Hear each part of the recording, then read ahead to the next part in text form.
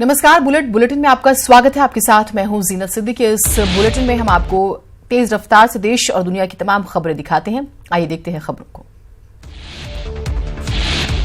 दक्षिण कोरिया के दौरे पर प्रधानमंत्री नरेंद्र मोदी को सियोल शांति पुरस्कार से नवाजा गया है। मोदी ये पुरस्कार पाने वाले दुनिया के 14वें और भारत के पहले शख्स बन गए हैं। सम्मान मिलने के बाद पीएम मोदी ने उन्होंने कहा कि ये पुरस्कार पूरे भारत के विकास को दर्शाता है। इसके साथ ही उन्होंने बिना नाम लिए पाकिस्तान पर हमला भी बोला। उन्होंने कहा कि अब वक्त आ गया है कि मानवता में यकीन रखने वाले आतंकवाद को खत्म करने में सहयोग करें। यूपी एटीएस ने 2 जैश आतंकियों को सहारनपुर के देवबंद से गिरफ्तार कर बड़ी कामयाबी हासिल की है। आतंकी शाहनवाज और आकिब की गिरफ्तारी के बाद यूपी के डीजीपी ने प्रेस कॉन्फ्रेंस की। उन्होंने कहा है कि एक युवक जैश ए मोहम्मद का आतंकी है। सहारनपुर के देवबंद से एटीएस ने जैश ए मोहम्मद के आतंकी शाहनवाज अहमद तेली को गिरफ्तार किया। शाहनवाज के साथ उसका एक साथी भी गिरफ्तार हुआ है। ये आतंकियों को भर्ती करते थे और पश्चिम यूपी में सक्रिय थे। शाहनवाज कश्मीर के पुलवामा का रहने वाला है। प्रियंका गांधी की राजनीति में एंट्री होने के बाद से यूपी में कांग्रेस अध्यक्ष भी लगातार बैठकें कर रहे हैं। कल भी देर रात तक कांग्रेस की बैठक हुई। बैठक में ईस्ट और वेस्ट यूपी के प्रभारी प्रियंका गांधी और ज्योतिरादित्य सिंधिया शामिल हुए। प्रदेश अध्यक्ष राज बब्बर के साथ ही सभी सचिवों को भी बैठक में शामिल किया गया। लखनऊ में सीएम योगी ने 100 करोड़ की 21 परियोजनाओं का लोकार्पण और शिलान्यास किया है। साथ ही सीएम योगी ने मेधावियों को लैपटॉप बांटे और कैंपस प्लेसमेंट पाने वाले छात्रों को नियुक्ति पत्र दिए। यहां सीएम योगी ने एकेटीयू के रोजगार पोर्टल का उद्घाटन भी किया। इस अवसर पर एकेटीयू के वीसी ने सीएम योगी को पुलवामा शहीदों के लिए 18 लाख का चेक दिया। पुलवामा की आतंकी घटना पर पूर्व मुख्यमंत्री मायावती ने ट्वीट कर लिखा है कि घटना अति घृणित, घातक और चिंतित करने वाली है। साथ ही सरकार ने सेना को फ्री हैंड देने और खून खोलने जैसी जुमलेबाजी करके अपनी जिम्मेदारी से भागना उचित नहीं है। डिप्टी सीएम दिनेश शर्मा आज सुबह 8 बजे ग्रेटर नोएडा के दादरी कस्बे में पहुंचे, जहां यूपी बोर्ड की चल रही परीक्षा को नकल विहीन कराने के लिए दादरी के 2 राजकीय विद्यालयों का निरीक्षण किया। शिक्षा के क्षेत्र में सरकार की उपलब्धियों को भी उन्होंने गिनाया। यूपी में बीजेपी की मुश्किलें कम होने का नाम नहीं ले रही हैं। पहले राजभर नाराज चल रहे थे, जिन्हें मनाने की कोशिशें चल ही रही थी कि एक बार फिर से अपना दल की नेता और योगी सरकार में मंत्री अनुप्रिया पटेल ने बीजेपी के खिलाफ मोर्चा खोल दिया। कहा है कि बीजेपी को दिए अल्टीमेटम का टाइम अब गुजर गया है, अब तो फैसला लेने का वक्त आ गया है। कानपुर में एक बार फिर सत्ता की हनक के सामने कानून बेबस नजर आया। भारतीय जनता पार्टी युवा मोर्चा के अध्यक्ष शशांक मिश्रा की हर्ष फायरिंग का वीडियो वायरल हुआ है। इस वीडियो में शशांक मिश्रा लाइसेंसी रिवॉल्वर से कई राउंड फायरिंग करते नजर आ रहे हैं। हालांकि मामले में अब भी पुलिस कुछ भी बोलने को तैयार नहीं है। वीडियो 14 फरवरी का बताया जा रहा है। बागपत से बीजेपी जिलाध्यक्ष वेदपाल उपाध्याय के सत्ता की हनक का वीडियो वायरल हुआ। वीडियो छपरौली क्षेत्र के टांडा गांव का है। उन्होंने सरेआम बताया कि वो क्या कर सकते हैं और इसका उदाहरण दिया कि जब से उन्हें जिले की कमान मिली, उन्होंने 7 थाने के 7 इंस्पेक्टर को 22 दिन पहले बदलकर जिला हिलाने का काम किया, जो पहली बार हुआ है। औरैया के विधुन कोतवाली क्षेत्र के सिविल डिवीजन कैंपस में बदहाल होती कानून व्यवस्था को लेकर पुलिस प्रशासन के खिलाफ जमकर विरोध प्रदर्शन और नारेबाजी की। दरअसल कैंपस के अंदर खड़ी गाड़ी से चोरों ने अटैची में रखे 2 लाख रुपयों की चोरी कर ली। पुलिस की कार्रवाई से नाराज अधिवक्ताओं ने विरोध प्रदर्शन किया। देश की सांस्कृतिक और आध्यात्मिक विरासत को और करीब से देखने के लिए 198 देशों के डेलीगेट्स प्रयाग की पावन धरा पर पहुंच चुके हैं। बमरौली एयरपोर्ट पर स्वास्थ्य मंत्री सिद्धार्थनाथ सिंह ने उनका स्वागत किया। विदेश राज्य मंत्री वीके सिंह 2 विमानों से सभी को लेकर प्रयागराज पहुंचे।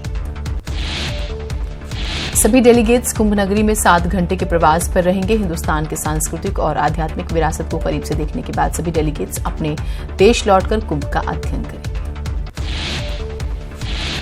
सिद्धार्थनगर की बांसी तहसील के सामुदायिक केंद्र खेसरहा में प्रसव के लिए तैनात एएनएम का रिश्वत लेने का एक वीडियो वायरल हो रहा है। इससे पहले भी एक एएनएम का पैसे लेते हुए वीडियो वायरल हुआ था और उसके खिलाफ विभागीय कार्रवाई भी हुई थी।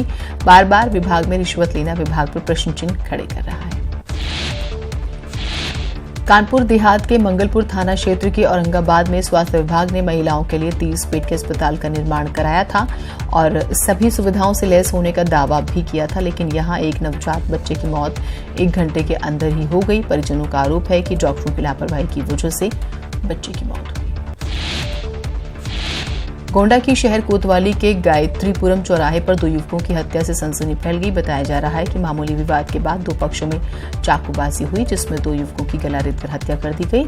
एक युवक घायल हो गया। सिगरेट पीने को लेकर विवाद इतना बढ़ गया था कि चाकूबाजी में 2 युवकों की जान चली गई।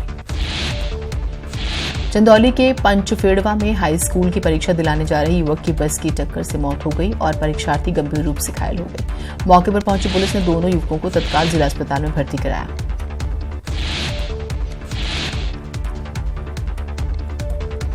रामपुर कोतवाली के स्वार में बिजली घर के पास भीषण सड़क हादसे में 3 लोगों की मौत हो गई। बाइक सवार ने सड़क किनारे खड़े ट्रक में टक्कर मार दी।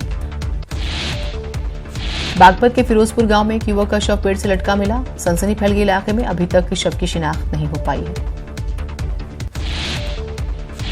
मथुरा के फरा थाना क्षेत्र के सलेमपुर गांव में एक युवक का जला हुआ शव पड़ा मिला। मौके पर पहुंची पुलिस ने शव को पंचनामा पर पोस्टमार्टम के लिए भेज दिया। शव का चेहरा जला हुआ है, जिससे शव की शिनाख्त नहीं की जा सकी। वेस्ट यूपी में स्वाइन फ्लू ने रिकॉर्ड तोड़ दिया है। मेरठ इस बीमारी से सबसे ज्यादा प्रभावित है। अब तक यहां 250 मरीजों में H1N1 वायरस पाया गया है। 20 से 45 वर्ष की उम्र के सर्वाधिक मरीज मिलने से स्वास्थ्य विभाग भी सन्न है। कौशाम्बी में पुलिस के जवान ग्रामीण इलाकों में जाकर ईवीएम के प्रति फैली भ्रांतियों को दूर करेंगे। इसमें महिला पुलिस का भी अहम रोल होगा। इसके लिए पुलिस लाइन में ईवीएम और वीवीपैट का पुलिस के जवानों को बाकायदा प्रशिक्षण दिया गया। इस मौके पर पुलिस अधीक्षक समेत कई अन्य कर्मचारी मौजूद रहे। बहराइच में चलती कार में अचानक आग लग गई। आग लगने के चंद मिनटों बाद ही कार आग का गोला बन गई। चालक ने भागकर मुश्किल से जान बचाई।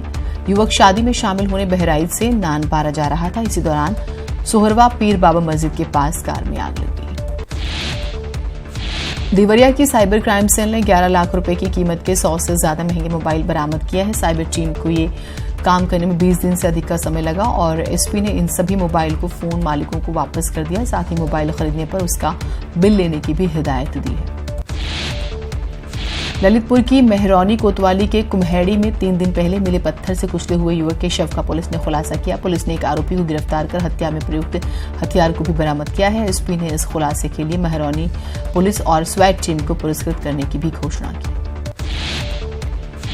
मेरठ की Manappuram gold loan finance company में बदमाशों ने 3 करोड़ से ज्यादा का सोना लूट लिया, जिसके बाद पुलिस को बदमाशों की लोकेशन मेरठ के थाना कंकर क्षेत्र के वंडर सिटी कॉलोनी में मिली। जिले के कई थानों की पुलिस ने वंडर सिटी स्थित एक मकान में दबिश दी, लेकिन बदमाश वहां से भाग गए। उन्नाव में एक बार फिर से मानवीय संवेदनाएं तार-तार हो गई हैं। इलाज के लिए वृद्ध को लाए परिजन वृद्ध की मौत के बाद उसे अस्पताल में ही छोड़कर चले गए। नवाबगंज सामुदायिक स्वास्थ्य केंद्र में गंभीर हालत में मरीज को भर्ती कराया गया, जहां इलाज के दौरान मौत हो गई। कानपुर के बर्रा थाना क्षेत्र में दबंगों ने एक छात्र को जमकर पीटा। दबंगों ने छात्र पर गर्लफ्रेंड को देखने का आरोप लगाते हुए सड़क पर दौड़ा कर पीटा। पीड़ित छात्र सड़क पर हाथ जोड़कर माफी मांगता रहा, लेकिन उसकी नहीं सुनी गई। पूरी घटना का वीडियो सोशल मीडिया पर वायरल हो रहा है। प्रयागराज से हरिद्वार लौटते समय लखनऊ के पास सड़क दुर्घटना में रामानंदाचार्य स्वामी हंसदेवाचार्य का निधन हो गया। हंसदेवाचार्य रामानंद संप्रदाय के संत थे, जिन्होंने राम मंदिर निर्माण आंदोलन में अहम भूमिका निभाई थी। निधन की खबर के बाद हरिद्वार आश्रम में संतों की भीड़ जुटी हुई है।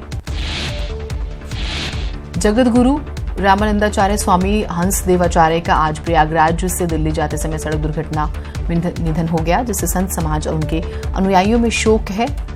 यूपी के मुख्यमंत्री योगी आदित्यनाथ उन्हें श्रद्धांजलि देने पहुंचे।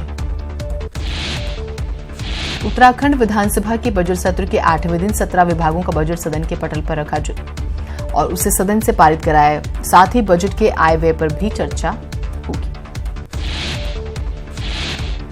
उत्तराखंड लोक सेवा विधेयक 2019 पारित होगा। साथ ही उत्तराखंड संयुक्त प्रांत आबकारी अधिनियम 1910 संशोधन विधेयक 2019 पारित होगा। सदन के पटल पर भारत के नियंत्रक एवं महालेखा परीक्षक की रिपोर्ट 2018 को रखा जाएगा। विधानसभा समिति की ओर से रुड़की में हुए जहरीली शराब कांड रिपोर्ट पेश की जाएगी और लोक लेखा समिति 2017-18 का द्वितीय प्रतिवेदन सदन के पटल पर पेश किया जाएगा। वहीं विधानसभा में नेता प्रतिपक्ष इंदिरा हृदयेश ने शराब कांड पर बनी समिति पर सवाल उठाए हैं। उन्होंने कहा है कि परंपरा के तहत सरकार ने विपक्ष को समिति के गठन की कोई जानकारी नहीं दी। समिति की रिपोर्ट की विपक्ष को भी जानकारी दी जाए। उत्तराखंड के पूर्व मुख्यमंत्री हरीश रावत ने सरकार की ओर से आयोजित इन्वेस्टर्स समिट पर सवाल खड़े करते हुए कहा है कि इस बात का बजट में कहीं कोई जिक्र नहीं है। इस मीट के बाद राज्यों के उद्योगों पर ताले लगे हैं। माइक्रोमैक्स जैसी कंपनी ने 300 कर्मचारियों की छटनी कर दी। सरकार के जिम्मेदारी और भू विनाश अधिनियम संशोधन विधेयक पर सवाल खड़े करते हुए उन्होंने इसे महापाप की सरकार बताया।